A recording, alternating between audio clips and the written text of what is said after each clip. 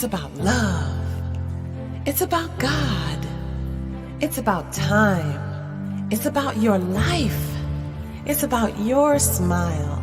It's about your health and your hopes and your dreams, your body, your mind, and your family. It's about your relationships and your future and your impact and your legacy.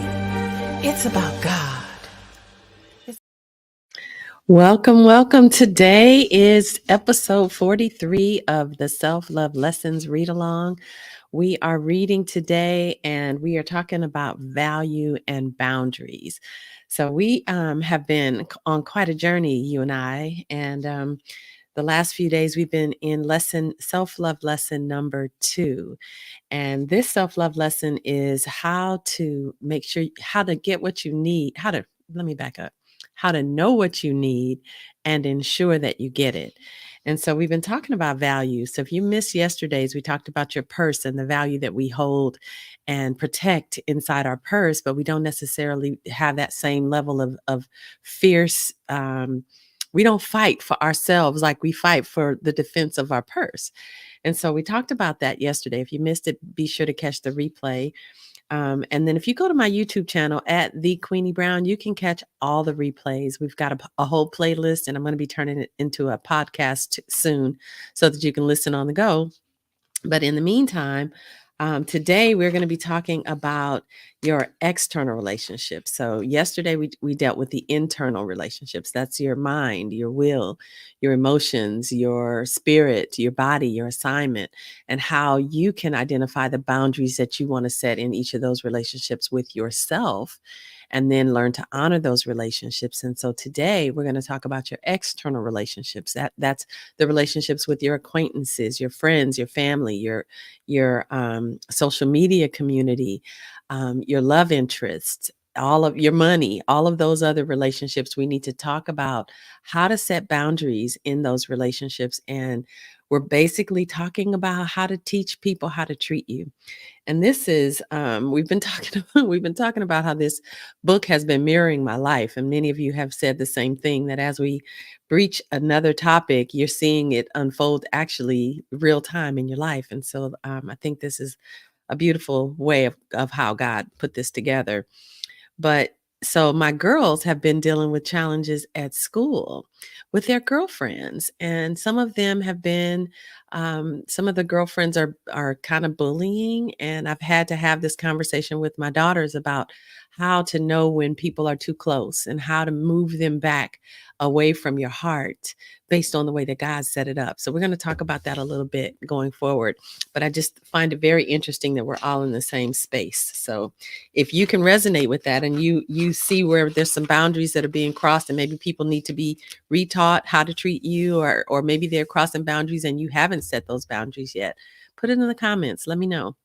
And if you haven't already downloaded your copy of the Self-Love Lessons, please go to www.queeniebrown.com and get your copy. I'm going to set up an automation so that you can just put ebook in the comments and then it'll send it to you.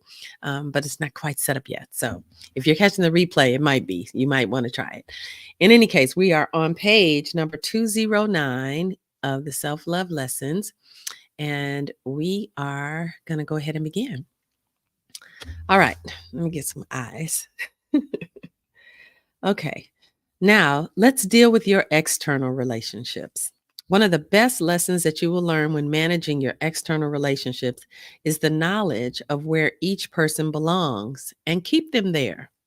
The Bible identifies 3 areas or levels of relationships that are divided and kept separate by each division's individual boundaries.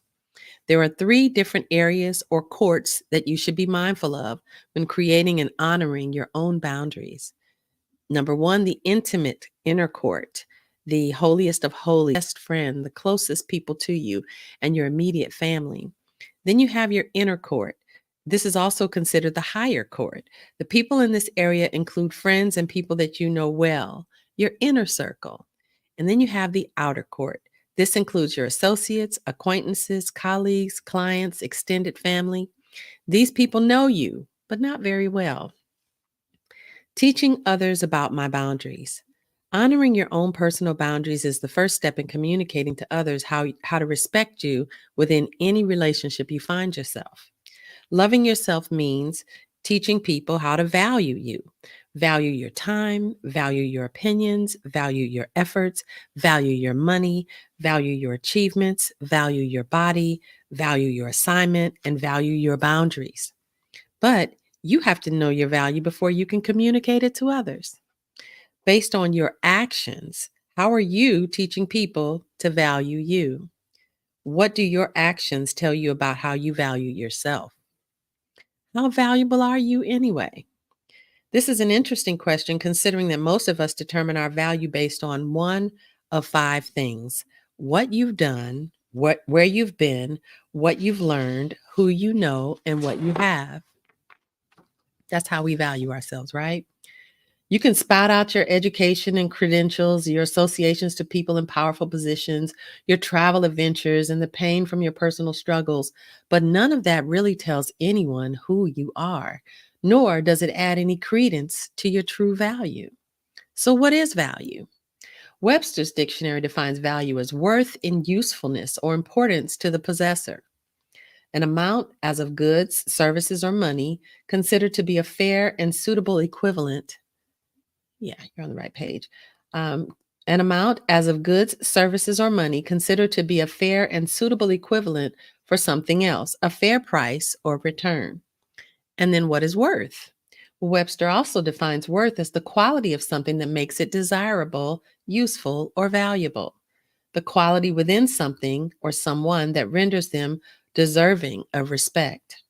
So, in looking at these two definitions, the words that stand out are worth, useful, important, suitable, desirable, valuable, and deserving. How does it feel to read those words?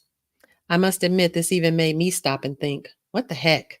So, if it's not what you've done, where you've been, what you've learned, what you have, or who you know, then what is it about you that makes you valuable, useful, important, suitable, desirable, deserving, and worthy? Got any answers? Well, this is definitely a juicy topic that I'll take a little time to explain. Stay with me. We're going deep. Your self appraisal. Whenever you establish the value of a thing, an appraisal must be taken to help you quantify the value. So let's do a self appraisal and start at the beginning. Reminder: there are two types of relationships, your internal and external. External relationships are those that you have with other people. Your internal relationships are those you have within yourself. Up to now, we've identified ourselves based on making a comparison with someone else, right? If you consider the five ways that we've measured our value in the past, I could say that I believe that you are more valuable than I because of what you've done, where you've been, what you've learned, who you know, and what you have. That's how we've measured our value until now, right? The only truth in that sentence is the fact that I believe that you are more valuable than I. The reasons I listed could never prove that you are more valuable than I. In comparing me to you, the only thing I've proven is that I have no idea who I am. So, who are you? The fact that the Almighty God, the creator of the heavens and the earth, the one who set the stars in the sky and called them each by name, the one who set you apart, created you in his image and in his likeness, clothed you in his anointing, equipped the planet earth with everything that you would ever need. Then he sacrificed his only son and gave you his written word. Also, you will be made aware of his love for you and your guarantee of the manifestation of all of his promises. Even the angels ask God, who is this woman that you are so mindful of? What is woman that you are mindful of her, and the daughter of earthborn man that you care for her? Yet you have made her but a little lower than God, and you've crowned her with glory and honor. You made her to have dominion over the works of your hands. You put all things under her feet. Psalms 8, 4 through 9. And that's the Amplified and it's gender revised. Did you get that? The angels are asking God, what is this woman that you're constantly thinking of? Your mind is full of her. You've made her a little lower than the Most High God. That means that you, the woman holding this book, listening to me read, you were created a little lower than God, the Most High. And God crowned you with glory and honor. He made you to have dominion over the works of his hands. He put all things on the earth under your feet, under your dominion. You see, your real worth, your true value can never be determined based upon any of your external relationships, nor should your value be compared to the value of another person. There's no contest.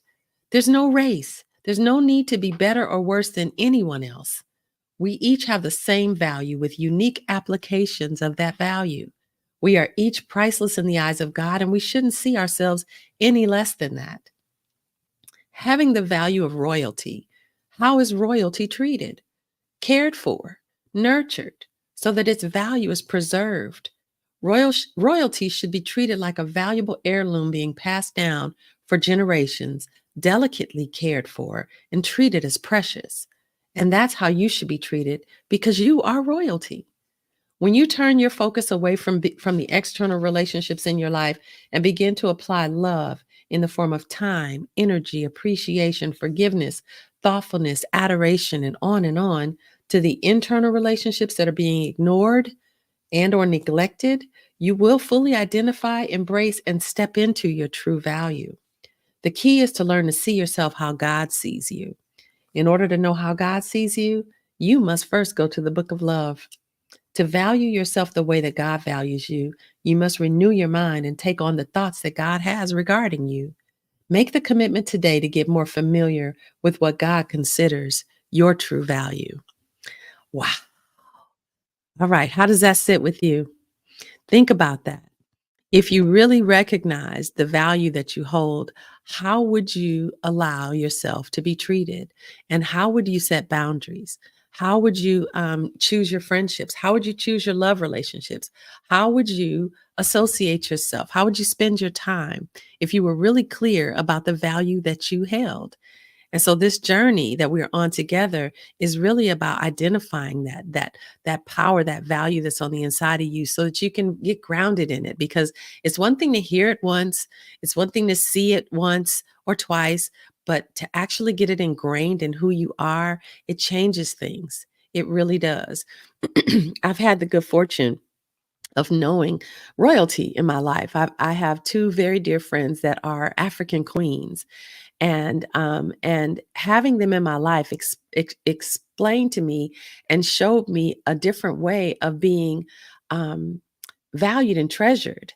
And so we get to see ourselves as that. We get to recognize that we truly are valuable. And once you get it, it changes the way you demand respect. It changes the way you command attention. It changes the way you allow yourself to move through life. And so I want to invite you to see the royalty in you, to see the greatness that God created on the inside of you, and to learn how to embody that every day in your thoughts, embody that in your words, and embody that in the way that you treat yourself. And then when you treat yourself differently, it forces other people to treat you differently as well. All right. So thank you so much for watching again today. If you enjoyed this, make sure you put hey in the comments. Let me know. Right now, we're going to retreat to the Mother Love community and get a little bit more meat off the bone. I want to say thanks again. Join me again tomorrow. And God bless. Talk to you soon. Take good care.